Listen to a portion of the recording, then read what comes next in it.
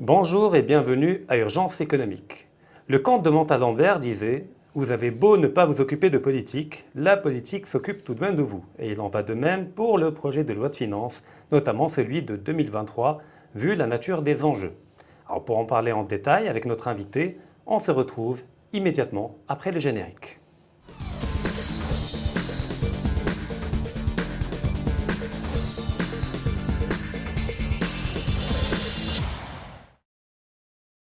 Pour en parler, nous avons le plaisir d'accueillir Mehdi Fakher. Mehdi Fakher, bonjour. Bonjour, merci de m'avoir invité. Avec grand plaisir, tout le plaisir est pour nous. Alors vous êtes économiste, professeur université à l'ISCAE et également consultant et plein d'autres choses vu la nature très polyvalente de votre profil. Merci. Donc exactement. Alors le PLF 2023, on est parti d'une info qui a circulé au début de manière attendue de rumeur, puis par la suite ça a été confirmé, que le projet de loi de finances pour l'année 2023 a été basé sur un taux de croissance pour l'année prochaine de 4,5%, ce qui paraît très très optimiste par rapport au taux qu'on avait avant. Alors même si on élimine la période Covid de 2020-2021, même avant, on avait des taux autour de 2,9, 3,1, 3,2, alors qu'il n'y avait pas encore la pandémie. Or là, effectivement, vu le contexte actuel, autant à l'échelle nationale qu'à l'échelle internationale, peut-on parler d'un vœu pieux davantage que d'un modèle solide basé sur des données réelles? Écoutez, aujourd'hui, il ne faut pas oublier que nous parlons de projection. Et lorsqu'on parle de projection, il y a un sujet de technique, un sujet de technicité, et ça, c'est déjà reflété toujours par rapport, bien sûr, à la production céréalière.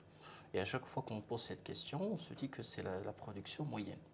Bon, maintenant, les données qui ont été engagées pour formuler une telle prévision seraient des données d'ordre technique. Maintenant, les aléas actuels, les projections futures ne sont pas aussi optimistes. Ça, c'est pas moi qui le dis, c'est les institutions financières Ouais, internationales. le FMI, la Banque tout le Le monde. FMI, la banque, absolument. Maintenant, si l'exécutif aurait des données de ce type-là, bah, écoutez, on aurait souhaité avoir plus d'explications parce qu'à la lecture, et là il faut distinguer de temps pour ce PLF, nous avons une note d'orientation de début août qui était très pragmatique, réaliste et qui ne parle même pas d'objectifs quantitatifs. Et en l'occurrence, il ne A parle pas priori, de c'est problématique croissance. également de ne pas Alors, parler de chiffres du tout. ah oui, non, non, c'est problématique, mais c'est réaliste. Moi, je serai toujours dans la prudence parce que le chef de gouvernement qui a signé cette note d'orientation n'a pas fixé, et on va certainement en parler, il n'a pas fixé d'objectifs chiffrés.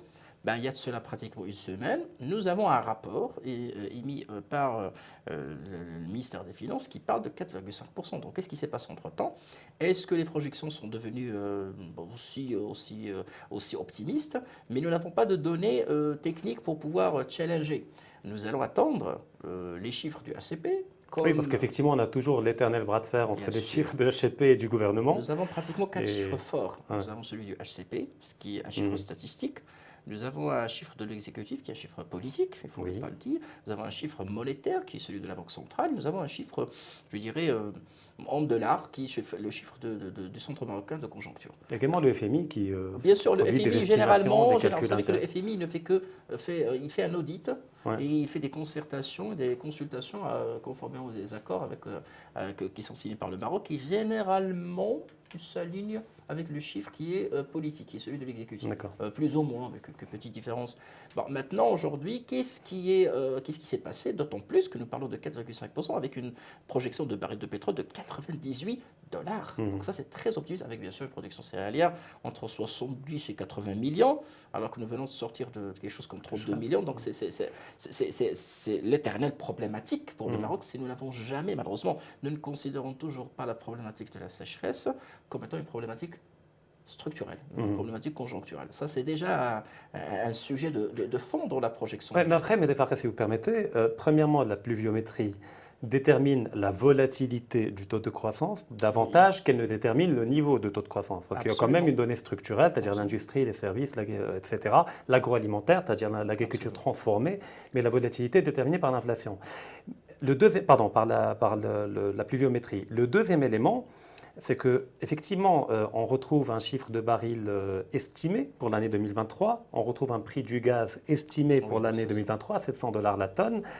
Pareil pour les quintaux pour l'agriculture. Mais quand même, il y a beaucoup plus de données qu'il faut prendre en compte. Il y a premièrement l'évolution des balances commerciales de nos principaux partenaires. Oui. C'est qu'effectivement, il y a l'Allemagne qui est devenue déficitaire pour la première fois depuis je ne sais plus combien de temps, depuis des Deuxième Guerre décennies. mondiale, Tout à fait, elle est déficitaire, donc il y aura une moindre demande peut-être de produits marocains. Pareil pour la plupart des pays de la zone euro. Vu que la facture énergétique dans la zone euro va être la plus élevée au monde, la Chine et l'Inde achètent beaucoup moins cher à la Russie le pétrole et le gaz. Les États-Unis sont souverains énergétiquement. Donc, quitte à introduire des données exogènes, alors soit on choisit vraiment des tendances lourdes, je ne sais pas, le taux de croissance de l'économie mondiale ou de la zone euro, Absolument, des principaux absolument, partenaires, absolument, ou bien effectivement on ne donne pas de chiffres. absolument. Donc, étant réellement dans un chiffre réellement politique, parce qu'effectivement, dès qu'il s'agit d'État, tous les chiffres sont politiques. Enfin, ils se fondent sur des chiffres réels, techniques, mais après, il y a une édulcoration politique qui est faite. Mais n'est-ce pas risqué d'édulcorer à la hausse? Parce que quand un chiffre est politique, en général, on se donne de la marge, une marge de sécurité. Oui. On dit qu'il y aura 2,5% de croissance, si on fait 3,5%, on dirait c'est génial, on a fait plus que l'objectif. Mais qu'est-ce qui pourrait expliquer un tel aventurisme Vous savez, moi je pense qu'il y a deux niveaux je dirais, de raisonnement. Le premier niveau, c'est un niveau qui est, je pense, un niveau qui est purement technique. C'est-à-dire aujourd'hui, je ne peux pas concevoir un budget sans donner d'hypothèse. Vous savez, lorsque vous avez parlé du prix de baril, c'est vrai que c'est pas, enfin, les hydrocarbures, enfin, le pétrole n'est pas certes, je dirais, soutenu, si quand même en partie parce qu'il y a le gasoil professionnel, mais c'est les réserves du Maroc en devises. Et si on va manquer de devises, on va s'endetter. Donc c'est quelque chose qui va conditionner tout d'abord le taux d'endettement et il va conditionner aussi le service de la dette. Oui. Ah bon, pour le gaz, c'est également D'autant la plus que les compensation. conditions de financement sur le marché international ne Ils se sont sont plus les mêmes. dégradés. Ah oui, Ils se sont plus les dégradés de mêmes façon qu'il y a un an, considérable. 2 ans. Ouais. Voilà, donc il y a aussi l'histoire du gaz parce que c'est subventionné, ainsi de suite. Donc il nous faut absolument ces données techniques pour pouvoir construire l'architecture budgétaire en dépend. Ça, c'est indéniable. Maintenant, bien sûr, la véracité du chiffre et les références, ça, c'est la grande question qui se pose. Mais pourquoi ne pas partir des chiffres les plus pessimistes? Je vais y arriver. Si on fait mieux, bah, tant mieux. Je vais y arriver. Alors pourquoi on ne parle pas de ces chiffres-là les plus pessimistes? Pour une raison simple, c'est que les hypothèses colleraient à des paramètres. Et ces paramètres au Maroc ne seraient pas, à ma connaissance, liés à une GGR, une gestion globale des risques. C'est-à-dire lorsque vous parlez de chiffres pessimistes, on parle de décote, donc on parle de gestion des risques, on parle de spread de risque. Mais de ce que j'ai compris, en tout cas ne serait-ce que pour la production céréalière, on parle de production moyenne, observée pendant les 10 dernières années. Donc c'est un débat technique, très technique. Et là, au-delà de l'aspect politique ou pas, il faut absolument se poser la question, et ça c'est un sujet, parce que vous avez, Sergi, parlé il y a un moment de l'histoire de la volatilité. Je ne suis pas d'accord. J'ai un problème structurel, je n'ai pas le droit de le considérer comme étant un problème conjoncturel et parler de volatilité. Je suis désolé, c'est au cœur même de la construction budgétaire, c'est de considérer que toutes les années vont être des années de sécheresse jusqu'à nouvel ordre. C'est pas le contraire. Parce qu'on revient au schéma pessimiste que je propose. Voilà. Pourquoi on ne le fait pas? Voilà. Le schéma pessimiste obligerait à changer de mapping, à changer de structure, à changer de paramètres, à changer de considérations techniques. Ça, c'est une révolution culturelle. Donc c'est un vrai chantier politique un vrai chantier qui doit être politique fait. et technique. Oui. Parce qu'aujourd'hui, il faut les moyens de. Alors aujourd'hui, pour concevoir un taux, ce n'est pas un taux qui est basé sur des statistiques simples. Il faut avoir un entrepôt de données très solide, très robuste, où il y a beaucoup de qualitatifs plutôt que de quantitatifs, qui devrait nous sortir quelque chose qui colle. Bon, maintenant, la LOF, c'est-à-dire la loi organique des finances, oblige à sortir des indicateurs chiffrés, autant de rapports pour éclairer. Mais bien sûr, la grande question qui se pose aujourd'hui, c'est les SI budgétaires. Est-ce que nous, aujourd'hui, nous avons un budget qui est basé sur une logique de trésorerie, dépenses, recettes? Ce n'est pas une logique d'engagement. Ce n'est qu'en engageant cette logique d'engagement qu'on va pouvoir provisionner, qu'on va pouvoir prendre en considération les engagements futurs et qu'on va avoir la possibilité d'introduire cette précaution, cette prudence qu'on réclame. Là, je pense que c'est un sujet, c'est une refonte qu'il va falloir engager au niveau de la construction budgétaire. Mais après, tant qu'on n'a pas engagé, au fait, à chaque fois, on prend des risques politiques au niveau du gouvernement, dans le sens où, effectivement, on a la zone euro et les États-Unis qui vont probablement, si ce n'est déjà le cas, entrer en récession économique. Et vu que ce sont nos deux principaux partenaires, c'est-à-dire les États-Unis, c'est le dollar, je veux dire, les échanges au niveau des matières énergétiques, c'est en dollars, et des matières premières, et puis la zone euro, c'est notre principal partenaire, je vois très mal comment on pourra justifier le fait d'avoir promis 4,5% au Maroc, comment même où tous nos partenaires vont entrer en récession économique. Pour la zone euro, c'est déjà le cas. Absolument. C'est camouflé, mais c'est en récession économique. Absolument. Avec des niveaux d'inflation records. Absolument. À moins que on explique, avec la preuve, que ces menaces deviennent des opportunités. C'est aujourd'hui, les difficultés économiques observées en Europe devraient se transformer en investissement et que le Maroc soit un refuge pour rationaliser les dépenses, les dépenses de production, pour encore sécuriser la production industrielle en Europe. Bon, là, vous parlez sur le long terme. Quand Non, on non, parle, non. quand on Oui, parle de je vais y délocalisation arriver. Oui. industrielle, c'est pas dans un PLF pour une année, je veux dire. Moi, je dis, C'est pourquoi j'en parle, pas d'un claquement de la main. Oui, oui, non, pas claquement, C'est- mais le positionnement économique pourrait, ne serait-ce qu'à très court terme, moyen et long terme, changer de façon radicale. Parce que vous savez que des sujets tels que la guerre en Ukraine, bah, c'est un virage géopolitique pour tout le Oui, mais monde. d'accord, mais- Et les impacts économiques sont monstres. Oui. Le problème, c'est un problème de demande. Je veux dire, c'est pas un problème d'offre. C'est-à-dire, Oui. il y a le coût de production, effectivement, en Bien Europe sûr. qui a explosé. Bien Tu sûr. fais de la facture énergétique. Il y a même des usines qui ont fermé, en Allemagne notamment, et en Europe centrale. Mais le problème, c'est que même s'ils délocalisent au Maroc, à qui ils vont vendre dans un schéma de contraction de la demande mondiale, notamment dans les ventes automobiles, vu que la facture énergétique est élevée à l'échelle planétaire. Je veux dire, même au Maroc, les ventes de voitures sont effondrées. Moi, je vais vous donner un exemple très simple. Si vous me dites aujourd'hui que dans des contextes de crise, il n'y a pas de production de valeur ajoutée, c'est archi faux. Je n'ai pas dit qu'il n'y a pas, mais il y a Oui, beaucoup moins. Oui, Ça s'appelle la récession économique. Moi au plus. Je vais vous Ça expliquer s'appelle pourquoi. Moi au plus. Voilà. Aujourd'hui, vous pouvez avoir un secteur de l'immobilier qui est sinistré, Oui. mais qui marche très bien en même temps. Vous allez me dire comment? On ne construit pas, on ne vend pas, mais on achète beaucoup de réserves foncières. Oui. Il y a de la dynamique derrière. Oui, un effet de vase communicant qui fait Bien que sûr. les capitaux qui vont à Aujourd'hui, l'avant là, mais... le temps de se positionner au Maroc, si ça permettrait de booster les IDE de façon considérable, attention, c'est une valeur ajoutée qui n'est pas négligeable. Non, mais pour revendre à qui? Là, Oui, vous parlez toujours oui. de l'offre. Oui, oui, non, on ne va pas revendre immédiatement. Mais on parle d'un PLF d'une année. Oui, oui. On ne parle pas d'un modèle de développement de 15 mais ans. ce qui se passe en un an, c'est les investissements qui sont relancés, qui sont engagés. C'est de l'argent qui va être transféré éventuellement. Là, je ne défends pas personnellement Je ne l'exécutif. crois pas trop, d'autant plus qu'il y a des marchés beaucoup plus intéressants pour Oui, les oui. idées sur Mais le court terme que le Maroc, Oui. notamment l'Extrême-Orient. Il y a différents pays, l'Indonésie, la Malaisie, des pays où on peut acheter de la dette souveraine avec des taux beaucoup plus intéressants qu'ailleurs, avec moins de risques. Je veux dire, quand on parle de l'industrie, si vous voulez réellement parler d'industrie au Maroc, ce n'est pas sur une année que l'on verra l'effet de ces idées-là et les volumes dont vous parlez qui vont permettre de justifier un taux de croissance de 4,5%. Moi, personnellement, je pense que les 4,5% qui devraient être bien sûr expliqués de façon plus, je dirais, plus explicite. Non, mais moi, je pense que les éléments d'explication qui pourraient, je dis pourraient au conditionnel, expliquer une telle tendance et qui devraient être justifiés, parce que, attention, ça engage le gouvernement. Ce chiffre-là. Et si aujourd'hui ce chiffre aurait été calculé sur la base de, je dirais, de considérations qui ne sont pas conventionnelles, moi je ne vois personnellement que les investissements qui pourraient justifier à travers des transferts, à travers des engagements d'investissement qui sont lourds, à travers des accords, à travers, qui devraient en quelque sorte expliquer en partie. Maintenant, ce n'est pas une année, je suis entièrement d'accord avec vous. Toutefois, l'architecture budgétaire au Maroc, il a changé depuis 2015. La LOF, la loi organique des finances, oblige à faire une projection triennale.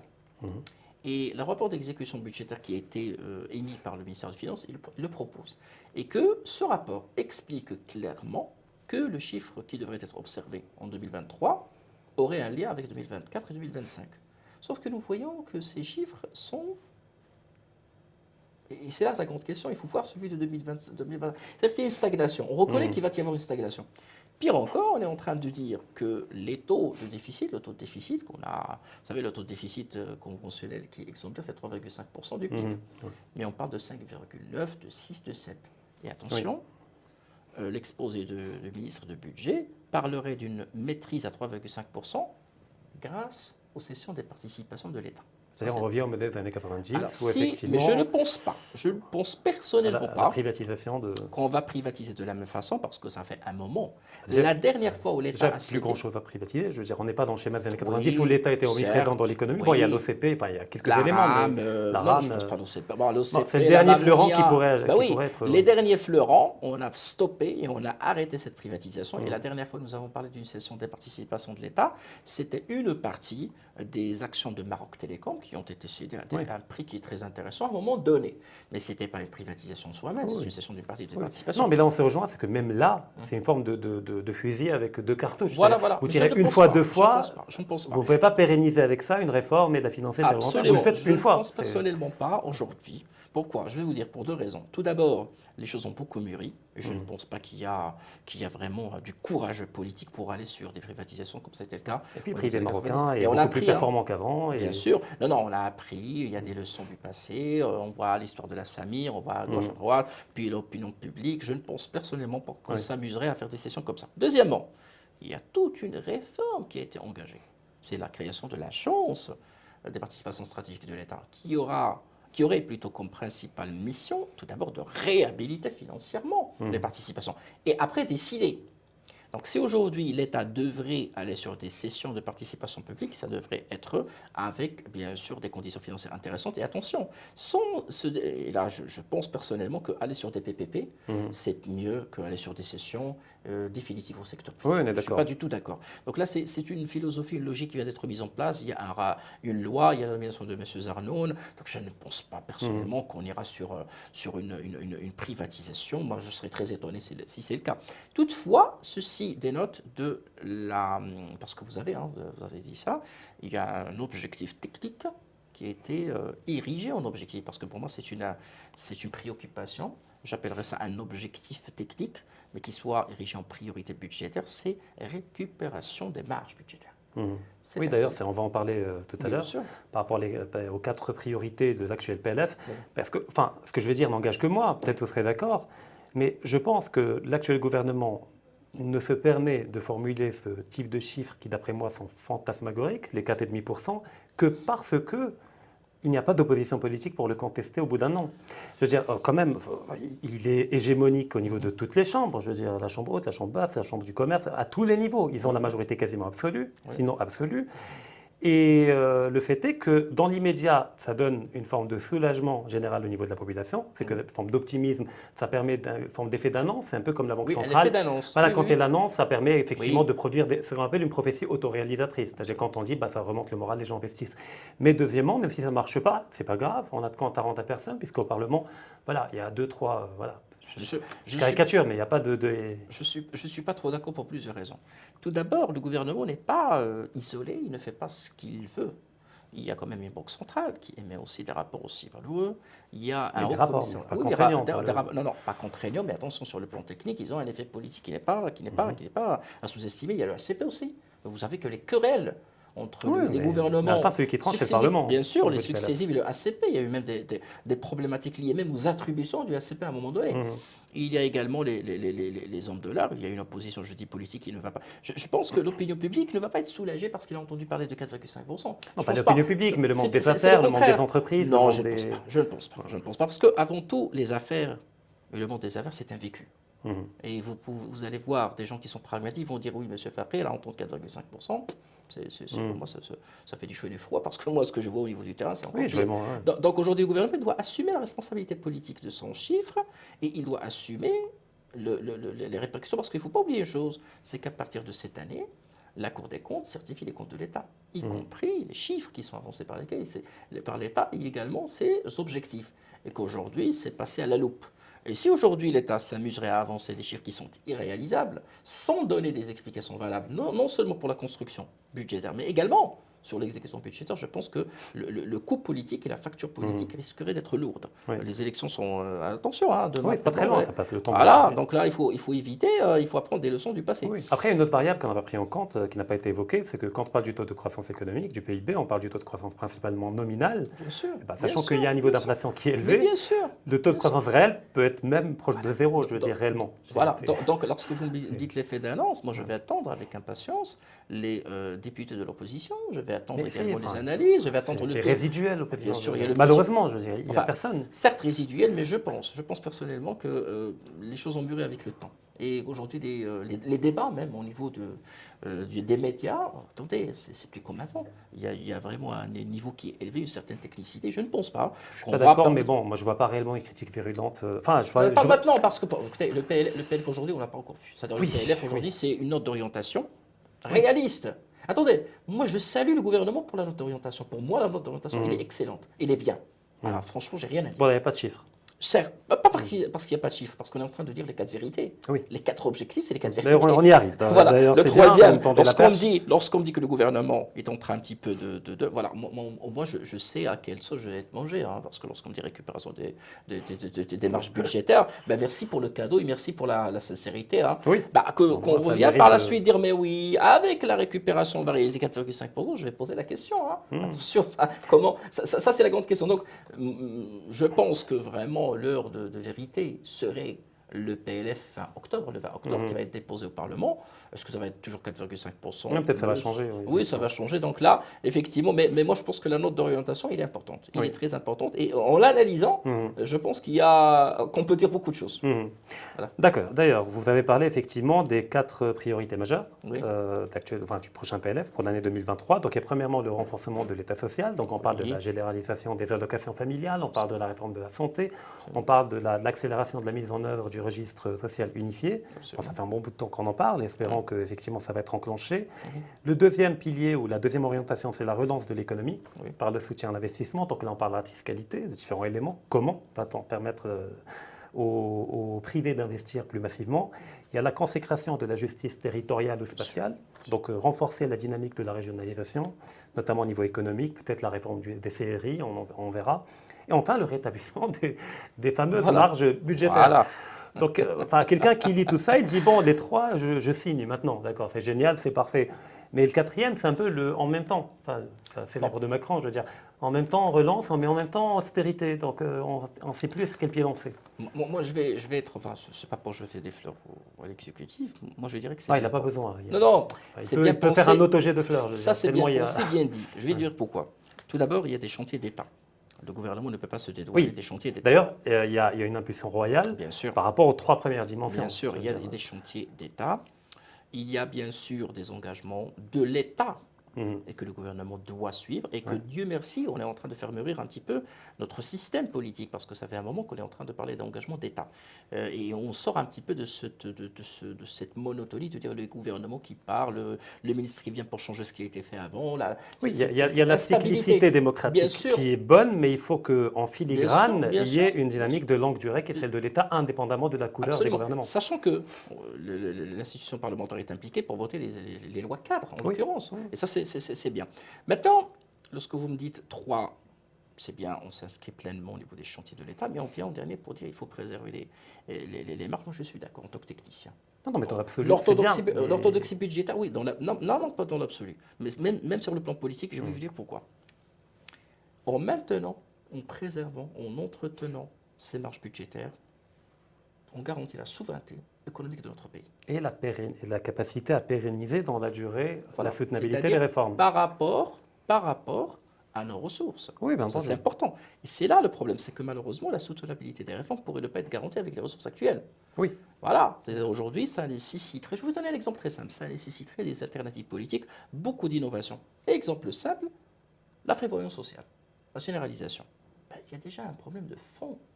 Comment peut-on aujourd'hui garantir la longévité et garantir la durabilité d'une réforme alors qu'il est basé sur une philosophie qui est révolue, celle de la solidarité intergénérationnelle. Il faut un régime par capitalisation. Parce que déjà, il y a la logique démographique qui fait que la pyramide des âges change, l'indice de fécondité totaux de remplacement, donc globalement, il y aura un début de vieillissement de la population. Bien sûr, l'inflation, les coûts d'hospitalisation qui ont augmenté, l'espérance de vie qui a augmenté. Donc, ceci dit, moi je pense, si nous allons raisonner de façon mécanique, ce n'est pas soutenable. Si nous allons aujourd'hui dire, voilà les objectifs, mais derrière, il y a tout un travail de l'innovation technique, mais aussi politique, je pense que nous allons avoir la chance de faire aboutir de telles réformes et de les entretenir, de le faire. Maintenant, c'est ça ce que je ne comprends personnellement pas, c'est qu'on est en train toujours d'adopter le même discours en disant la préservation des équilibres, c'est bien, pas pour longtemps. Vous savez pourquoi? Parce que ce qui échappe à ce raisonnement, c'est l'endettement public. Oui. Et la grande question qui se pose aujourd'hui. En fait, c'est les déficits jumeaux qui sont toujours là. Oui, mais attends, non. En fait, au Maroc, ça commence à devenir un sujet. Je vais dire pourquoi. Parce que chaque année, on essaie de préserver les équilibres. On dépense trop. Non, mais c'est faux. Non, pas faux ce que vous dites. Ce que je veux dire, c'est faux que l'on prétende que l'on est dans un schéma d'équilibre budgétaire en sachant que l'on a un déficit budgétaire qui est structurel. Structurel. Et un déficit de la balance commerciale qui fait que pour équilibrer la balance des paiements, il faut souvent recourir à l'endettement extérieur. Je vais vous donner un exemple pour vous dire à quel point ces déséquilibres sont flagrants, malheureusement. Et même le déficit primaire, c'est-à-dire hors charge de la dette, il est déficitaire. Bien sûr. Il y a un héritage qui est lourd. Vous avez les services de la dette qui coûtent 30 milliards de dirhams par an. Vous avez derrière les dépenses fiscales, c'est-à-dire les fameuses exonérations, C'est un manque à gagner, là, par 27 contre. milliards. Ouais, l'équivalent. quasiment. Mais attendez, c'est extraordinaire. C'est-à-dire la marge de l'État marocain en termes fiscaux coûterait 27 milliards versus 30 milliards que nous payons en tant que service de la dette. Ouais. C'est énorme.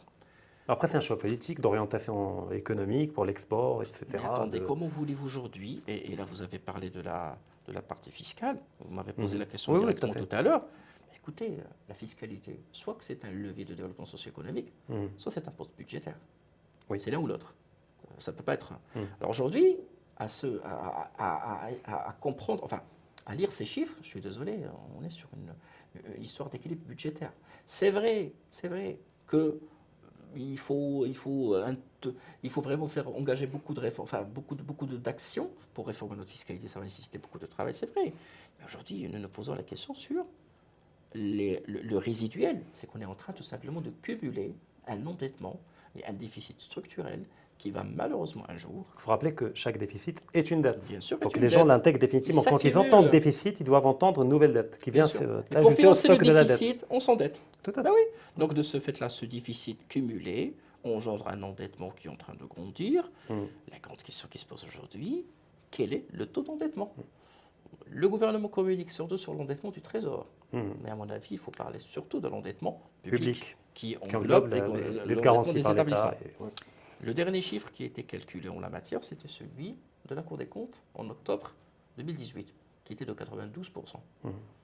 Je pense que si on adopte le même calcul, 92 en octobre 2018, je pense qu'on va être sur un chiffre qui est record. Et si on dépasse les 100%, nous n'avons pas les moyens. Bon, déjà, effectivement, mais il faut faire la part des choses, parce que personnellement, moi, je remets en cause la méthode de calcul de la dette, qu'il s'agisse de la dette publique ou du Trésor, du point de vue de la dette extérieure. Oui. La dette intérieure, il n'y a pas de problème. C'est-à-dire la dette et le PIB sont libellés tous les deux dans la même monnaie, c'est-à-dire le dirham. Donc effectivement, une croissance du PIB exprime une meilleure capacité à récolter de recettes et donc une meilleure capacité de remboursement de la dette. Absolument. Par contre, quand on parle de la dette extérieure, la calculer en pourcentage du PIB ne veut strictement rien dire, et que je dirais même c'est même dangereux, parce que ça donnerait l'illusion qu'une croissance du PIB exprimait une amélioration des capacités de remboursement du service de la dette extérieure, alors que c'est tout le contraire, puisque la croissance économique est alimentée et soutenue au Maroc également par l'augmentation des importations. Oui. Parce qu'en fait, plus on a de croissance économique, plus on a de déficit de la balance commerciale. Bien sûr. Alors qu'il y a d'autres techniques pour calculer, évaluer la dette extérieure, notamment de rapporter les réserves de change sur la dette à court terme, et que c'est à court terme qui permet de donner un calcul. Mais c'est un autre débat, c'est un débat philosophique. C'est un débat philosophique. Mais même en pourcentage, c'est pas prudent. C'est pas prudent. Parce que si je dis la dette extérieure du Maroc est de 30%, vous dites c'est pas grave, on peut aller jusqu'à 100%. Mais chaque euro est irremboursable, structurellement, sinon par une autre dette. Je suis entièrement d'accord. Le chiffre que nous évoquons, c'est un chiffre qui est arithmétique. C'est vraiment un rapport. Maintenant, les capacités de remboursement renvoyées à des réserves qui sont stratégiques, qui sont les réserves en devises. Dieu merci, nous avons des réserves qui sont, avec les moyens du bord, confortables. Alimentées par de la dette. Je suis d'accord. Non, pas forcément. Je parle des réserves en devises. Je parle des devises, par exemple. Non, les devises, nous nous endettons peu en devises, en tant qu'État, en tant que Trésor. Parce que nous avons des réserves qui sont relativement confortables. Non, mais pardonnez-moi. Aujourd'hui, le Maroc ne sort qu'occasionnellement à l'international. Mais pour recharger les réserves en devises. Oui, je suis d'accord. Mais c'est pas aussi parce que dès qu'on atteint... il y a une pourquoi. cyclicité un peu plus longue, mais en réalité, elles sont alimentées par de la dette extérieure. L'endettement extérieur... La balance des paiements n'est rééquilibrée que par ça, je veux dire. Je vais vous dire. Le Maroc, pour vous dire que la situation, il est, je dirais, confortable, enfin pas confortable, mais positif, c'est qu'il y a de cela 2 ans, le Maroc, il a remboursé par anticipation. Pour vous dire à quel point. Oui, ça veut dire que tout simplement... Ça s'appelle le roulement de la dette. C'est-à-dire l'enjeu sur les variations du taux d'intérêt. Vous parlez de ce qui a été fait en 2013, donc ça n'a rien à voir. Moi, je vous parle de ce qui a été fait sous le gouvernement, enfin de M. Atmei avec Sibel Chaboun. C'est effectivement une partie a été remboursée par anticipation. Le Maroc a demandé une ligne de précaution de liquidité. Il était que le Maroc et Macédoine avec des conditions de financement qui sont vraiment extraordinaires par rapport à la situation, qui nous ont permis un petit peu de surmonter, enfin d'avoir un matelas durant le Covid. Moi, ce que je veux dire aujourd'hui, c'est que l'endettement en soi-même, il est problématique. Pourquoi ? Parce que nous n'avons pas, je pense que c'est un avis qui n'engage que ma modeste personne, nous n'avons pas lutté sur l'endettement structurel. L'endettement insoutenable, c'est la grande question qu'il faut poser aujourd'hui. Maintenant, avec la situation actuelle, maintenant, le Maroc, les séquelles du PASS sont là, le programme d'ajustement structurel. L'establishment du ministère des Finances et de la transition sur ces sujets bien précis. Aujourd'hui, il est clair que la question principale qui doit être posée, c'est par rapport au niveau d'endettement structurel. Et ça n'engage que ma modeste personne, parce qu'aujourd'hui, c'est ça, il y a une partie de l'endettement qui n'est pas de public, malheureusement, qui est insoutenable. Et aujourd'hui, la grande question il y a effectivement, il y a tout un travail à faire. L'establishment du ministère des Finances, il est intransigeant. C'est-à-dire aujourd'hui, on ne veut pas revivre je dirais les traumatismes du plan d'ajustement structurel. Donc, voilà pourquoi on voit que le Maroc aujourd'hui, on n'est pas sur des débats comme d'autres pays que je respecte, qui ont un contexte particulier tel que la Tunisie, où il faut vraiment engager des négociations. Nous, on ne négocie pas. On a accès directement à la dette. Maintenant, on va parler un petit peu des conditions. Les quelques contrats qui ont été signés récemment, c'est des contrats qui sont limités dans le temps et dans l'espace, et même les montants sont limités. On n'est pas sur une sortie à 10 milliards. Non, mais là, on est dans toutes choses étant égales par ailleurs, mais dans la réalité, c'est-à-dire quand on voit le dollar qui est en train de se renforcer par rapport à l'euro depuis un bon bout de temps, depuis plusieurs mois, quand on voit le prix du baril qui peut-être va passer à $120 ou à $140, là, où est-ce qu'on va les trouver les dollars? Voilà, je suis d'accord avec vous. Et avec quel intérêt on va s'endetter pour la nouvelle dette, le nouveau stock de dette? Aujourd'hui, c'est soutenable, ou c'est soutenable jusqu'à nouvel ordre. Maintenant, la grande question, voilà pourquoi le gouverneur de la Banque centrale, il ne cesse de le dire, il faut engager des réformes le plus rapidement possible. Parce que ce n'est pas la politique. Dieu merci, nous avons le meilleur gouverneur de Banque centrale du monde, la crédibilité sur le meilleur du point de vue de l'orthodoxie monétaire. Oui, l'orthodoxie, il faut dire quand même qu'il entretient les réformes qui sont engagées et la résilience qui est observée au niveau de paysage bancaire, c'est quelque chose qui renforce la crédibilité un petit peu du Maroc sur le plan économique. Toutefois, nous sommes vulnérables sur plusieurs aspects, notamment l'aspect sociétal, notamment les aspects liés bien sûr au tissu entrepreneurial qui est en train de disparaître. Parce qu'après, le problème, vous évoquez tout à l'heure la fiscalité, le problème, c'est même pas un niveau ou une pression fiscale ou autre chose, ça demeure toujours le même et sempiternel problème, c'est la question de l'informel. L'incapacité ou le manque de courage politique à mener une guerre frontale contre le gros informel et d'élargir l'assiette fiscale. Pourquoi? Parce qu'on a, d'après différentes études, dont d'ailleurs Banque Morale, je crois qu'il y en a une qui date un peu, qui évalue à 30 à 40% du PIB le poids de l'informel. Et quand on va pour l'emploi, on parle de 70%, je veux dire. Il y a deux types d'informels. Mais c'est horrible, je veux dire. Il y a deux types d'informels. On est en train de s'acharner sur les mêmes qui payent les impôts. Voilà, ça c'est très négatif. Et les mêmes, si vous permettez rapidement, et les mêmes qui payent toujours les impôts sont confrontés à une double concurrence déloyale, c'est-à-dire celle du libre-échange par rapport à des pays qui font du dumping à tous les niveaux, et celle de l'informel en interne, qui ne paye pas d'impôts et qui peut vendre moins cher, qui fait venir de Chine, etc. Et c'est aux yeux de tous, tout le monde sait qu'ils font de l'informel qui fait quoi. Alors, aujourd'hui, nous avons au Maroc un problème de fond. Nous n'arrivons pas aujourd'hui à distinguer entre deux types d'informels. Il y a l'informel vivier. Non, je ne parle pas de celles qui vont Kharcha. Mais attention, ça c'est important. Parce que les mesures qui vont être prises contre l'informel vont concerner tout le monde. Et c'est aujourd'hui, si vous posez la question politique, c'était toujours « Ah bah oui, il y a de l'informel vivier, on ne peut pas s'acharner sur ». Par contre, il y a des barons. Je parle plutôt de cela quand je parle du gros informel. Les barons, les gens qui sont très influents. Qui ont des parapluies politiques, j'essaie de choisir, des réseaux, des protections. J'essaie de choisir les bons termes. C'est ça qui menote notre économie. Et c'est une forme de tumeur économique. Voilà. Qu'est-ce qu'il faudrait aujourd'hui faire? Moi, je vais vous donner ma recette. Écoutez, ce n'est pas par la loi, ce n'est pas par la légalité, ce n'est pas par les règles. Il faut du courage politique. Regardez ce qui a été fait en Turquie. La Turquie, c'est qu'il y a eu un dialogue entre le politique et ses contreparties. En Turquie, c'est toujours les mêmes contreparties. Mais on a formalisé, on a fait en sorte que ça soit une force, pas une faiblesse. On n'est pas parti à la confrontation. On est parti, c'est ça le rôle du politique aujourd'hui, c'est de prendre le devant, de partir voir ses contreparties, de trouver des alternatives, toujours on est un état de droit quand même, mais il faut trouver des alternatives et des solutions pour inciter cet informel aujourd'hui à s'inscrire pleinement dans la dynamique économique. Non, mais là, est-ce que vous parlez d'informel vivier? Non, pas les deux. Bon, l'informel vivier. Non, je suis désolé, quand on parle de barons, effectivement. Non, les barons, je vais vous expliquer ce que j'entends par. Non, mais je suis tout à fait d'accord. Non, je suis désolé. Quelqu'un qui brasse des milliards de dirhams par an qui paye quasiment pas d'impôts, mais qui paye indirectement de l'impôt par de la corruption pour qu'on ferme les yeux sur les camions qui viennent la nuit déstocker ce qu'il a fait entrer illégalement en provenance de Chine, etc., pour distribuer après à partir de Casa au niveau de tout le Maroc, ça s'appelle un criminel. Je vous explique. Je n'ai pas, en tant qu'État, à négocier avec lui. Non, je veux dire. Ça, écoutez, moi je dis dialoguer, pas négocier. Même dialoguer. Pourquoi on ne dialogue pas avec ceux qui payent déjà les impôts? Je vais vous expliquer. Pourquoi il y aura un privilège pour ceux qui ne payent pas d'impôts? Non, il n'y a pas de Si, il y a une amnistie fiscale pour eux. L'amnistie, ça n'a pas été pour ceux qui ont un pied là, un pied là-bas. Non, attendez, les amnisties, je laisse de côté parce que bon, les amnisties ont été consommées. Parce que qu'est-ce que j'entends par amnistie? Aujourd'hui, nous sommes en train de parler d'une période transitoire où nous avons besoin de toutes nos forces pour pouvoir vraiment mener à bout. Parce que n'oublions pas que des actions de l'État se sont avérées malheureusement préjudiciables. L'assainissement, en l'occurrence, de 1994-96, vous vous rappelez? Oui. Donc, qu'est-ce que je dis aujourd'hui? Je dis aujourd'hui, nous sommes un État de droit. Je dois dialoguer pour renforcer et bétonner mes structures. Aujourd'hui, le raisonnement est simple. Avec de telles contreparties, il faut négocier marge.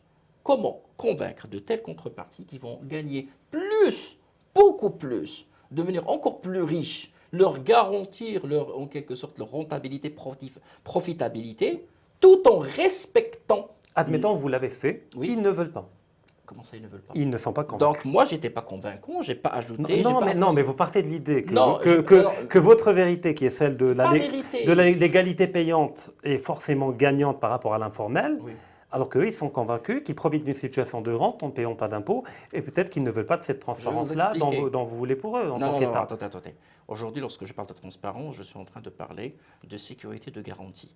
Le raisonnement, il est simple. Aujourd'hui, ces gens sont en train de préserver leur dû. Nous avons 300 milliards de dirhams qui traînent. Oui. 300 milliards, plus les 200 milliards qui sont prédits. Et au niveau, bien sûr, du foncier professionnel dans le cadre de PCI, c'est l'équivalent de 50 milliards de dollars qui peuvent réanimer toute l'économie. On est d'accord. Alors moi, l'idée, elle est, enfin, je ne dirais pas qu'il est simple, je ne suis pas en train un petit peu de banaliser, mais le raisonnement est simple.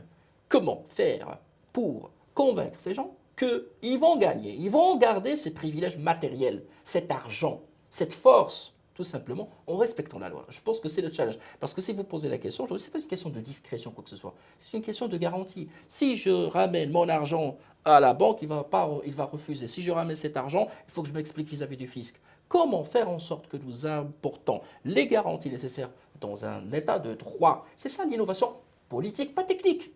Ce n'est pas un débat de technicité, c'est un débat de politique. Je ne comprends pas. Non, vous partez d'une bonne volonté, effectivement, oui, d'une rationalité économique, voilà. D'accord, ce que vous voulez. Mais je pars de l'idée que ces gens-là, si on le fait, s'ils ne sont pas d'accord, moi je suis pour que l'État frappe d'une main de fer à un certain moment, quitte à faire des descentes de police dans ces grands quartiers-là. Je ne parle pas de l'informel Vivier, je parle du grand informel de ces parents-là qui brassent des milliards, de faire des descentes. Et après, il y a des moyens même plus subtils. D'ailleurs, Omar Balafrej, l'ancien député, avait proposé l'idée de tout simplement changer la couleur des billets de banque et de donner un délai de 3 mois pour venir changer vos billets contre des nouveaux billets, au risque de les voir désuets et obsolètes.